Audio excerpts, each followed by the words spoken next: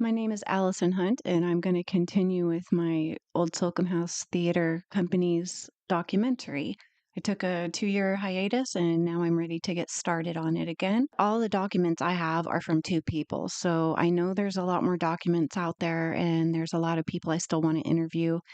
Unfortunately, my mom got sick when I came down there. I didn't even get a chance to interview her. She never got to see all the things that I had made for Slocum House. She saw just a tiny bit when I first started it.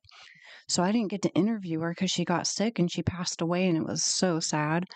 And then I found her Slocum House book way later. It took me a long time to find it so I could put her archives together. So I'm going to keep on working on it, and hopefully I will get to interview some key players of Slocum House Theater. So I have an article here that I didn't get to read, and this is from June 26, 1994. This is when they did the remodel. I remember when they remodeled, me and a bunch of the kids, that we had these tiles. They were blank. A bunch of us from Slocum House, people that of all ages, we all came in and we were all painting these tiles, and even the kids got to paint the tiles. We just had to paint them the same color, and we all sat and painted these tiles, and then later when they were all finished, they glued them up around the border of the ceiling. I don't have any pictures of those, but I remember specifically everybody getting together and sitting down and painting these tiles for the remodel. Another stage of life, Slocum House gets a facelift. 30 years ago, Robert Hidden and Hermine Decker helped save the Slocum House from destruction. Hidden and Decker were instrumental in saving the historic house, which was built in 1869 by Charles Slocum in the style of a New England coastal home. The house appeared to be doomed in 1965 when it was located in an urban renewal area. But Hidden, chairman of the Historic Sites Committee of the Fort Vancouver National Historical Society, spearheaded a campaign to save the house by moving it to nearby Esther Short Park. When the Historical Society raised the money, the house was moved to the southwest corner of Esther Short Park in 1966. With the move, Decker proposed that the building be leased to the Old Slocum House Theater Company. Decker and the city agreed that the theater company would maintain the interior of the building, provide janitorial services, and pay utility bills in exchange for use of the 97-year-old house.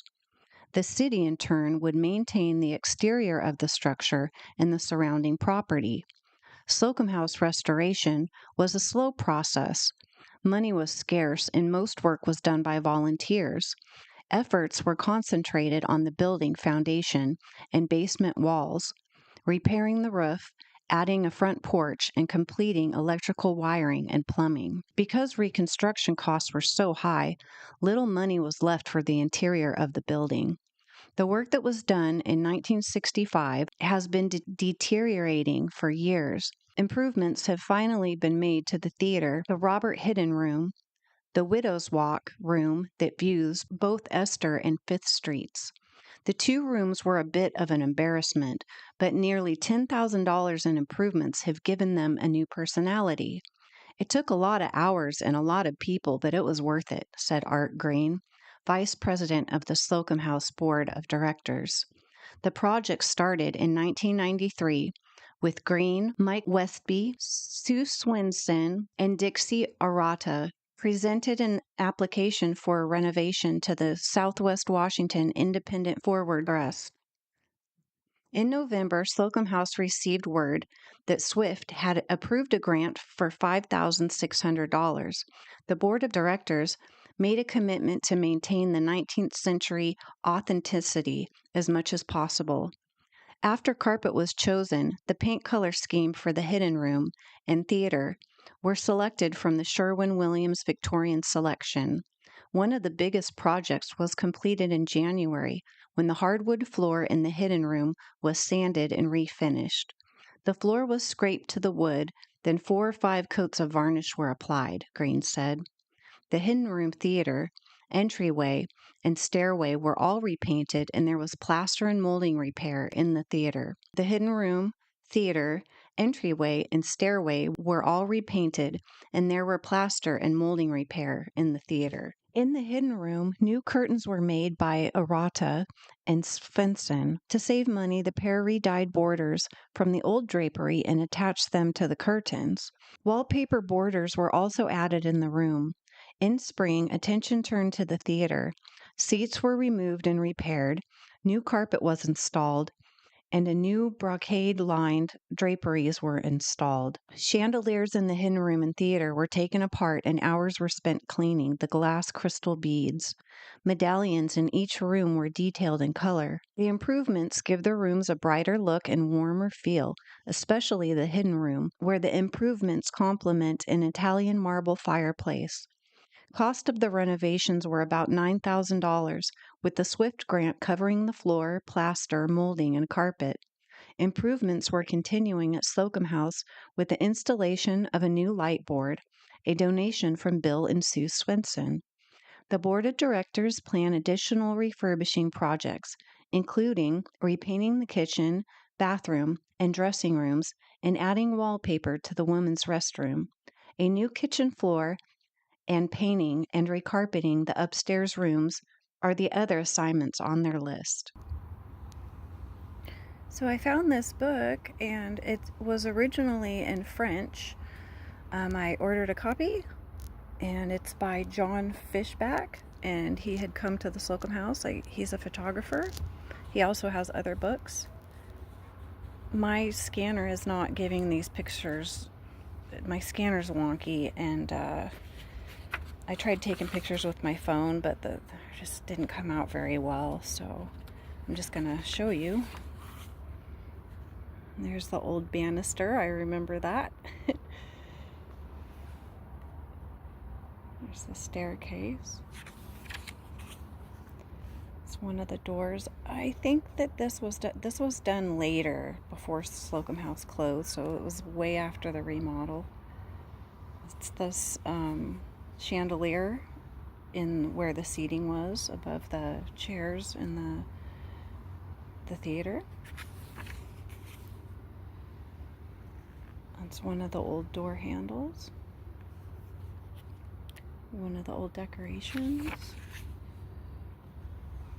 This was on the fireplace. I believe that was in the hidden room. There's a green room which was upstairs, and the hidden room was the lobby. It's kind of like the lobby where they had the piano and the old photo books, and there was I believe that's the fireplace. There's the old chairs, the seating for the theater. I have no idea what that is. The paint job isn't very good on it, whatever it is. Like an old part of a chimney. This is the chandelier in the hidden room, I believe. The play, the dining room. The dining room must be the name of this play. This was a later play. That is Rebecca Kramer. And this lady, she looks familiar, but I'm not going to guess what her name is. She may have worked with my mom in the past, but I'm not going to, I might be wrong on that. But that is Rebecca Kramer.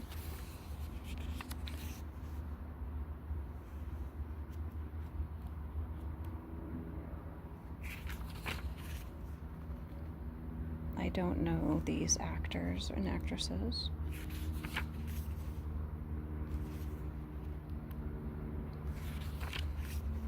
That's Kurt Aristad. I did Harvey with him. I got to work with him once on Harvey. He's one of the best actors in town. Very, very awesome actor.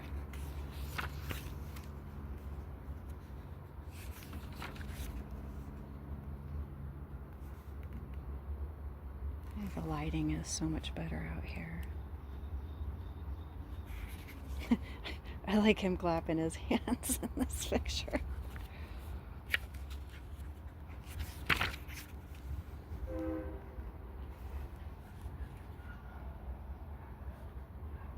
I like that picture. They're under the table.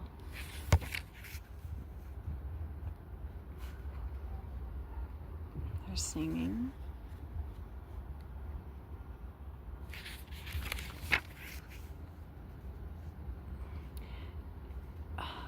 not sure, but I think Tony Bump was the only one who did musicals. He always did musicals, but I don't know if anybody else did. So that was a book by that's The Outside Architecture.